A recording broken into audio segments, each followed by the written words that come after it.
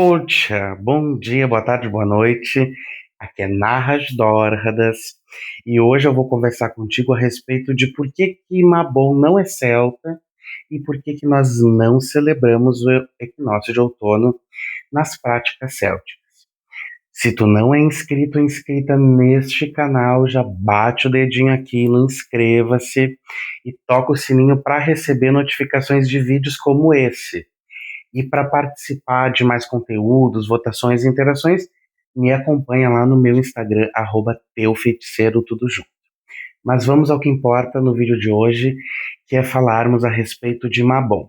Bom, a associação de Mabon... Bom, na verdade a gente tem que começar dizendo que Mabon é uma divindade celta. Ele aparece na mitologia galesa, especificamente num conjunto de textos que nós chamamos de Mabinogion, e ele é filho de uma deusa chamada Modron. Mas não existe nenhuma ligação dessa divindade com o outono, tanto Modron quanto Mabon, e nenhuma relação com qualquer outra festividade céltica que acontecesse nesse período. A nível de curiosidade, o nosso ano ele não é um ano que é agrícola, ele é um ano pecuário. E o ano pecuário celta é dividido em 4 partes, iniciando no Soen, como todo mundo já está bem careca de saber. Depois ele se encaminha para o Imolc, depois nós vamos para o Beltane, depois nós vamos para Lunas.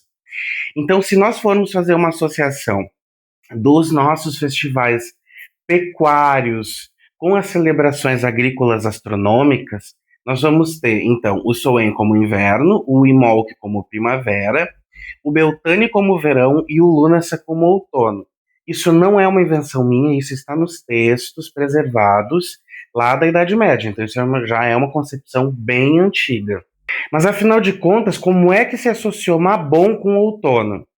Tudo vem através de um autor chamado Aidan Kelly, lá da década de 70, que ele escrevia por um conjunto de revistas chamada Gnóstica, tá aqui a imagem, em que ele já começou a fazer associações de algumas datas da roda do ano com nomes de divindades, baseado em interpretações dele.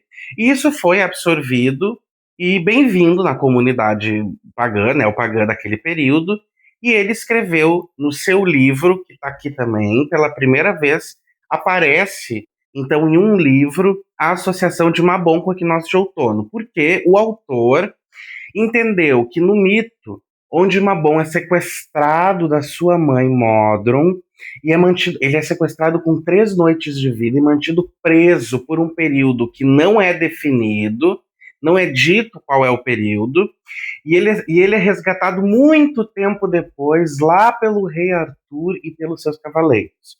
Ele figura como um dos cavaleiros do rei Arthur, inclusive.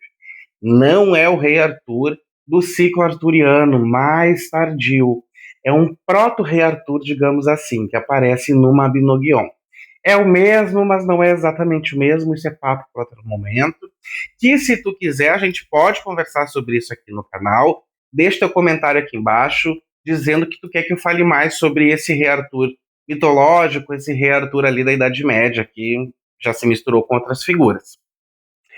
Mas esse autor, o Aidan Kelly, ele entendeu que o mito de Mabon era semelhante ao mito de Perséfone, lá da cultura clássica, onde ela é sequestrada ou vai para os domínios do seu pai, e então a terra começa a se recolher por conta aí da descida de Perséfone, que depois volta com a subida dela e tudo mais. Ele fez esse vínculo, essa associação. Não sei por que especificamente, não é dito, não é explicado de por que ele escolheu Mabon, especificamente, mas ele devia ter alguma familiaridade, algum vínculo com a mitologia galesa, celta galesa, e ele fez esse vínculo. E a partir daí, todo o simbolismo do Mabon, o festival, portanto, o sabá de Mabon, ele tem todos os motivos mitológicos comuns ao ideário de Perséfone. A coisa da cornucópia, porque até então o equinócio de outono era conhecido como equinócio de outono ou segunda colheita, ele não tinha um nome em específico. Foi esse autor que trouxe esse nome pela primeira vez. fazendo essa associação.